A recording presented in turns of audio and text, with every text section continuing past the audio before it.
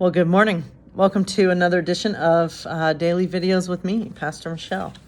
So, our meditation for today, our prayer, the opening one, is meditation for when people who ignore safety recommendations are making you mad as heck.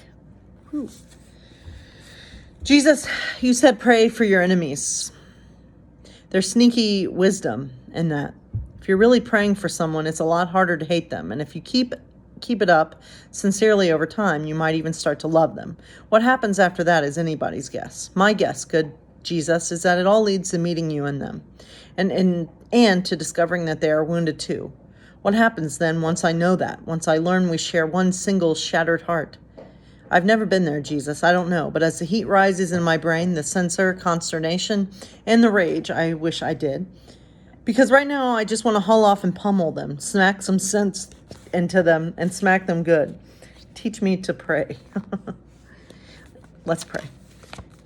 Our Father, who art in heaven, hallowed be thy name. Thy kingdom come, thy will be done on earth as it is in heaven. And give us this day our daily bread, and forgive us our debts as we forgive our debtors. And lead us not into temptation, but deliver us from evil. For thine is the kingdom and the power and the glory forever. Amen. So how is everyone doing today on this Friday?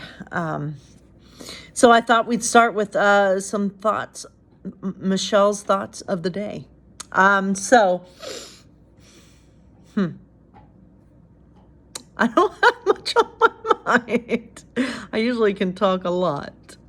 No, I think about that prayer, the opening one, and the frustration we feel when people aren't following guidelines. And I think about those people who are who don't like wearing masks and are protesting this and still think that this pandemic is not as bad as everyone says it is. And yeah, you know what? I got to say, that's frustrating.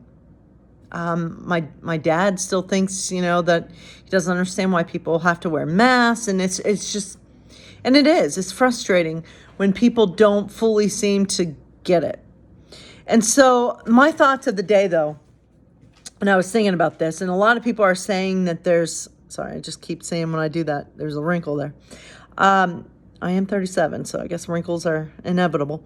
But I keep thinking about this whole pandemic, and yes, there is a possibility that some of the numbers, how many have been diagnosed, how many have died. It is possible that those numbers may not be totally accurate, that there is that possibility. But, however, when it comes to a pandemic, when it comes to a virus that when some people do get it, they are dying, and yeah, it is, I believe it is worse than the flu. But when it comes to this, I rather err on the side of caution. I rather practice social distancing. I rather wear my mask whenever I'm out. Do whatever I physically can to flatten the curve. And you know what's scary about this virus? I mean, yeah, is that people can carry it and not even realize it. I have a friend who was diagnosed recently, and he was asymptomatic. I mean, that's just scary. And so my 2 cents is that, if you have a medical condition that keeps you from wearing a mask, if you physically can't wear one, that's one thing.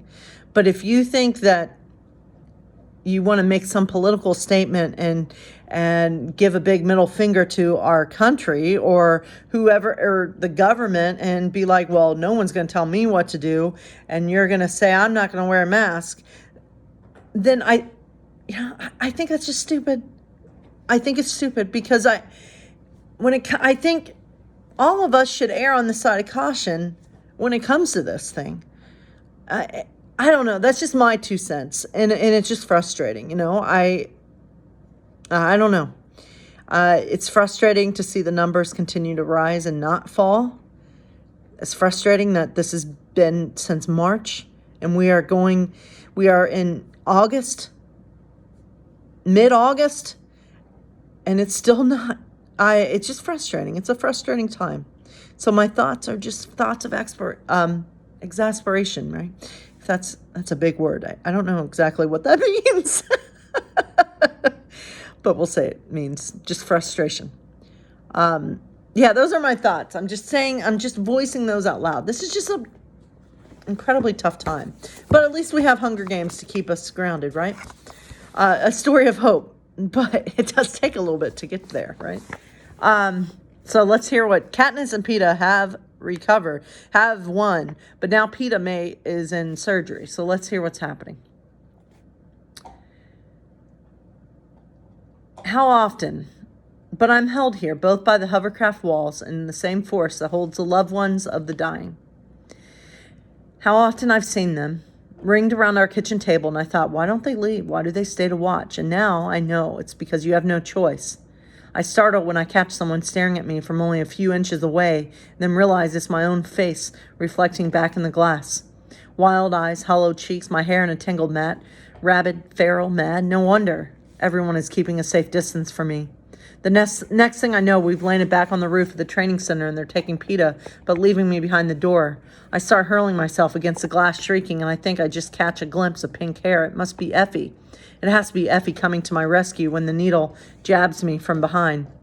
When I wake, I'm afraid to move at first. The entire ceiling glows with a soft yellow light, allowing me to see that I'm in a room containing just my bed. No doors, no windows are visible. The air smells of something sharp and antiseptic.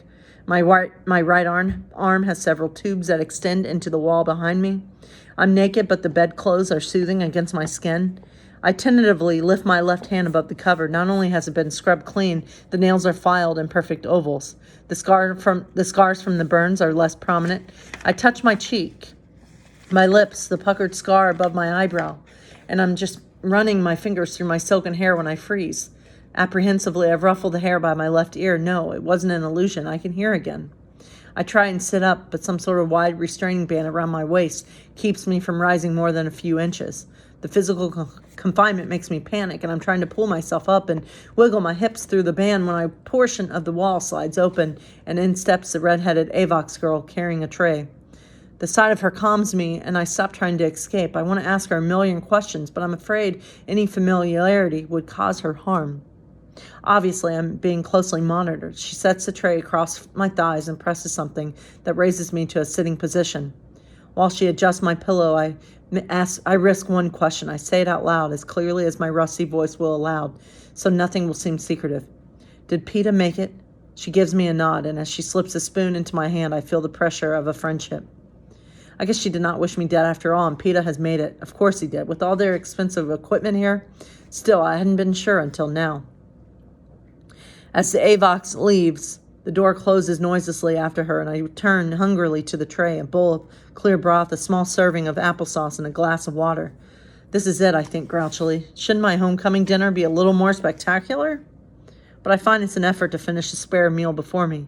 My stomach seems to have shrunk to the size of a chestnut, and I have to wonder how long I've been out because I had no trouble eating a fairly sizable breakfast that last morning in the arena. There's usually a lag of a few days between the end of the competition and the presentation of the victors so that they can put the starving, wounded mess of a person back together again. Somewhere, Cena and Portia will be creating our wardrobes for the public appearances. Haymitch and Effie will be arranging the banquet for our sponsors, reviewing the questions for our final interviews. Back home, District 12 is probably in chaos as they try and organize the homecoming celebrations for Peeta and me, given that the last one was close to 30 years ago. What a crazy story, isn't it? I mean, it's just a crazy story. It's a good story, but it's crazy. Everything has a different feel to it now that we're going through a pandemic, you know? I at least that's just kind of my 2 cents. Even Hunger Games has a different feel. So let's get back to John Pavlovitz. And so tonight's portion of his book is called When You Forget That They're Dead. Yesterday, I was sitting at my desk, head down and plowing through both the literal and figurative piles of tasks before me, when I took a quick pause to breathe and clear my head. Which we all need to do it from time to time, right? I think I'll call Dad, I thought to myself. Yet before the sentence had even reached its conclusion, everything stopped abruptly, and I felt sick to my stomach. Damn it, I answered aloud and sighed heavily. Tears clouded my eyes until they spilled out into the papers below me. And it happened again. My father's been dead for almost 5 years, And this still happens more times than I care to admit. When I'm busy or stressed out or angry, that heart muscle memory kicks in and prompts me to reach for the phone. And then I remember for a millisecond. It's as if I forgot that he's gone. It sounds ridiculous that I could not remember this even for a millisecond, that I could possibly forget one of the people most dear to me isn't here any longer. But if you've ever lost someone you love, you understand. You know the way grief sneaks up on you in the middle of an ordinary moment when you least expect it to arrive and it levels you. You know that reflexive move to call them or hear their voice or check in to see how their day is going, and what a kick in the gut you get when you remember you can't. You know the fresh wave of grief that comes in the wake of the impossible mistake of your memory loss, and it's as if they're dying for the first time all over again. As if with all the grieving, strangely, it's those excruciating moments that somehow console you too. They hurt like hell, and then they comfort. As painful as it is to be surprised by grief, it's a reminder of just how deeply connected your lives were, just how much a part of the rhythm of your days they had been, and just how beautiful it was to be loved by them for a million nondescript seconds in a million nondescript ways. As you look back, it's those middle-of-the-day phone calls, those surprise drop-in visits, those quick caresses to your hair, those seemingly meaningless conversations that become the most meaningful. Maybe that's why you forget the people you love are gone. Maybe it's a gift to remind you of how it felt when they were here, when you were together, when nothing was out of reach. I sat there at my desk crying, first in anger, then in gratitude. I had someone worth missing. I know this is going to happen again and again for as long as I live. Whenever I have exciting news to share, when I'm frustrated, or simply when I'm in the middle of an ordinary day, I know I'm going to forget and I'm going to reach for the phone. I'll catch myself forgetting and I'll wonder why it happened, why it still happens. Again, I'll feel stupid and tears will cloud my eyes. And just like that, I'll remember how much I miss him. And in a way that no words can measure, we'll be together again. Good job, John Pavlovitz. All right. Many of us have lost ones that we love, and their memory stays with us. And I'm always, one of my deepest fears is losing someone I love during this pandemic. And I pray that doesn't happen, but grief is a part of life. And one of the beautiful things about grief, if there is a beautiful thing about it, is, to be able to have loved someone so much, to have that grief. It is better to have loved than to have not loved. What is that phrase? I can't remember, but love is a risk. When you love someone and when you throw that love out into the atmosphere, there is that risk that we're all,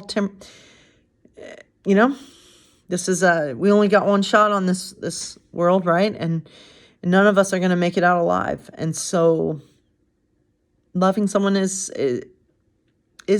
risky. Love is risky because you know that it's not going to last forever. But you still love.